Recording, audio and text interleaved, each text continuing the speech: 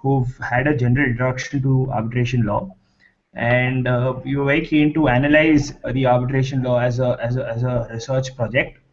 And we are very happy to have you join us and in the process of discussion on the ordinance. Uh, how we would like to structure the debate is for you to speak for about initial 20-25 minutes to give us a brief overview of what the ordinance is and what changes it brings about. Furthering which, we would open it and we would have discussion. I should also let you know, sir, that the current Hangout is live on air. So we'd have about 80 to 100 of them watching online, and we'd invite questions from them as well. So 20 to 25 minutes of initial discussion, and post which we would have about 40 minutes or 35 minutes, depending on how convenient you are in terms of time for the discussion. Over to you, sir. Thank you. Okay. That sounds good. I don't think I will lecture for 20 minutes, despite your kind invitation. What I will do is provide an overview of what changes have been brought in by the ordinance and why they were necessary. And then I think also look at whether the ordinance is good enough. And I have some serious reservations there. And I'd like to understand your views also, since all of you are very keen followers of arbitration in India, to see whether the amendments are good enough and whether the amendments now need to be amended as well. So these are some topics that we can touch upon. But in terms of what the amendments have sought to do and why they were needed, I think there were a few concerns with the way in which the Arbitration Act worked in practice. The major concern was in terms of excessive judicial interference with the arbitration process. And that was a major concern that has been expressed from many quarters during the 20-odd years that the 1996 Act has been in force. So, for instance, under Section 8, the courts have a power to enforce arbitration agreements.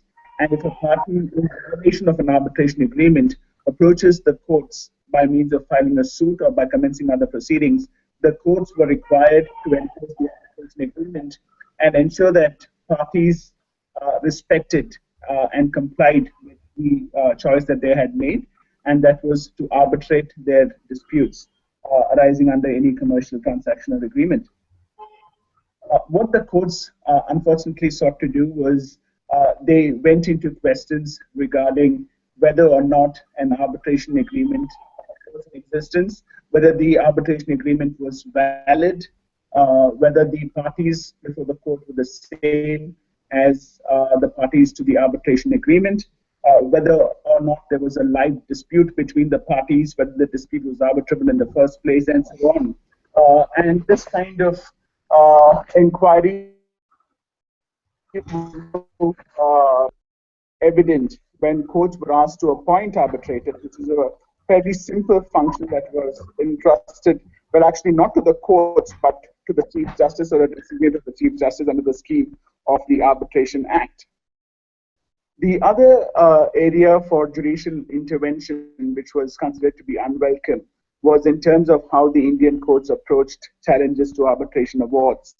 And what happened in the context of challenges to arbitration awards was the courts were, I think, uncomfortable with the very narrow grounds on which an arbitration award could be challenged. Essentially, an arbitral award under the 1996 Act could be challenged on the ground of failure of due process.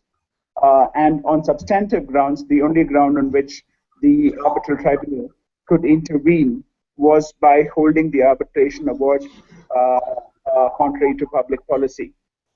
Since the real review on merits was confined to considering whether or not enforcement of an arbitration award was contrary to public policy, the courts expanded the scope of the public policy ground of challenging arbitration awards. And in a sense, they equated an error of law with a violation of public policy. And I don't think that was the intention of the statute. What this meant was that a challenge to an arbitration award, which ought to have been completed speedily so that the award could be enforced quickly, took many years. In fact, there have been cases where a challenge to an arbitration award has gone on for 10 years and has not been finally decided. And this is because there are many layers of challenges. For example, in the state of Karnataka, a challenge has to be filed before the civil court in Bangalore. An appeal against that decision would lie to the High Court of Karnataka, and a subsequent appeal could also be taken to the Supreme Court of India. So given that there were at least 3 layers of appeals, an arbitration award often took 5 or 6 years, in some cases even more, to be enforceable in that sense. And this is coupled with the fact that there was a problem in the way Section 36 of the Act was drafted, because once a challenge to an arbitration award was made and was filed in court, it essentially rendered the arbitration award unenforceable. So the filing of a challenge essentially had the effect of putting the award in cold storage.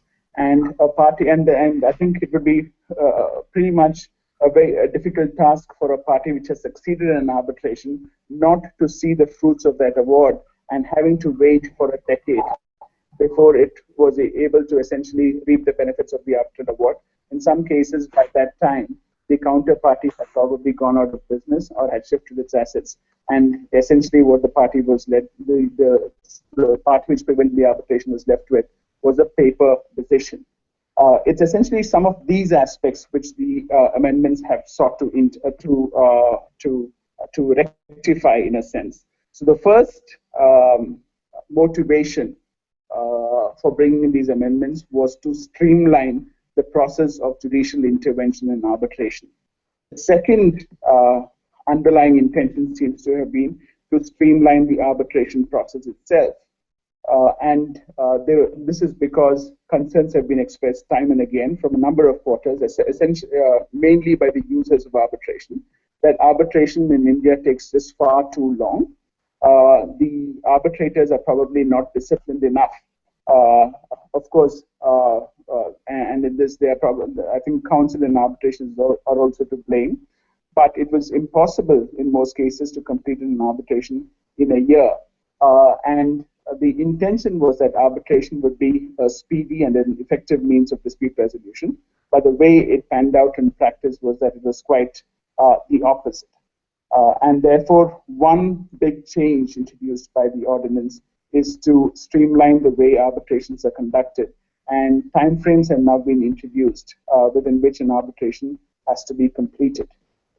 The other aspect which has been tackled was under the Arbitration Act. The scheme of the Arbitration Act is that it contains 2 main parts when it comes to arbitration.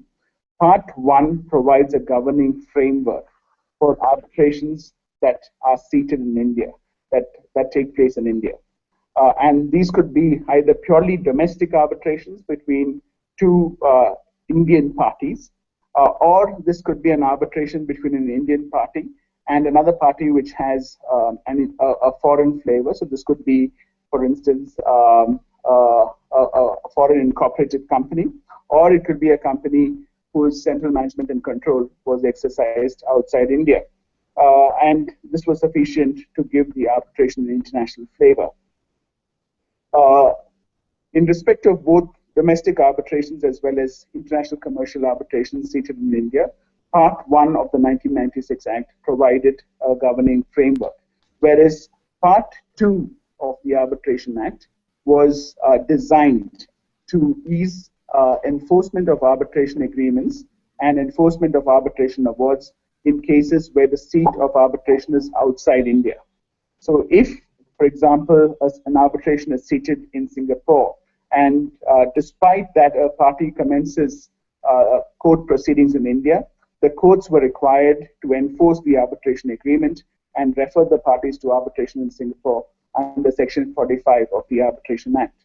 And assuming that that arbitration resulted in an award made in Singapore, the courts were required to enforce, when they were approached by a party which wanted to enforce the arbitration award in India, the courts are required under Section 48 of the Arbitration Act to enforce the award unless there were certain extraordinary circumstances. For example, if the enforcement of the award was contrary to public policy and so on. It's only in those narrow circumstances that an Indian court could decline to enforce an arbitration award. I think most of you must be aware of the decisions in Bhatia International and Balco. In Bhatia International, the court broadened the scope of the powers of the Indian courts and held that Indian courts could also intervene and exercise all the powers that they had under Part 1 of the Act, even in respect of arbitrations that took place outside India. This position was corrected in the Balco decision, but only prospectively. And what this meant is that Indian courts could not, therefore, entertain a challenge to an arbitration award made outside India. So, for example, a Singapore arbitration award could not be challenged in India under Section 34 of the Act, and that was considered to be the right outcome. But in some cases, this could also create difficulties for parties, because in case the parties had chosen to arbitrate outside India, but a party required assistance from Indian courts to, for instance, protect property that was based in India, the Indian courts would not entertain such an application simply because Section 9 of the Arbitration Act, which falls within Part 1, could not be availed of by a party to an arbitration agreement which provided for a foreign state.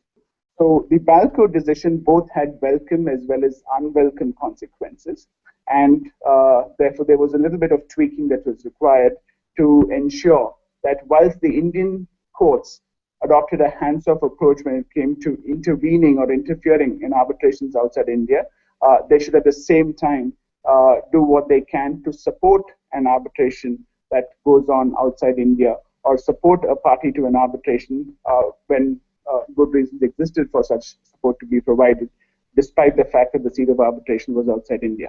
So this was, again, something that had to be done and has been done under the ordinance. Another significant change, and this falls within that broad umbrella of seeking to streamline arbitration proceedings. For the first time, the ordinance has brought in the concept of what is called as a fast-track arbitration. And therefore, parties can now agree to complete their arbitration within a very strict time-bound schedule. And in case of a fast-track arbitration, an arbitral tribunal is required to complete its proceedings and produce an award within 6 months of the date of its constitution. And there are costs and sanctions as well, which can be imposed by the court. So, for example, in case of a normal arbitration, which must be now completed within 12 months, and if the arbitrators don't complete it within this time frame, then the arbitrators can be penalized in the sense that some portion of the arbitrators' fees can be reduced by the court if the arbitrators are not able to complete proceedings within this timeline. What has also been done is, in order to ensure that parties and their counsel behave more responsibly in arbitration and don't seek to unnecessarily scuttle or delay the process, there have been cost sanctions that have been introduced. And what this seeks to do is to ensure that if a party seeks to delay the proceedings or otherwise disrupt the proceedings,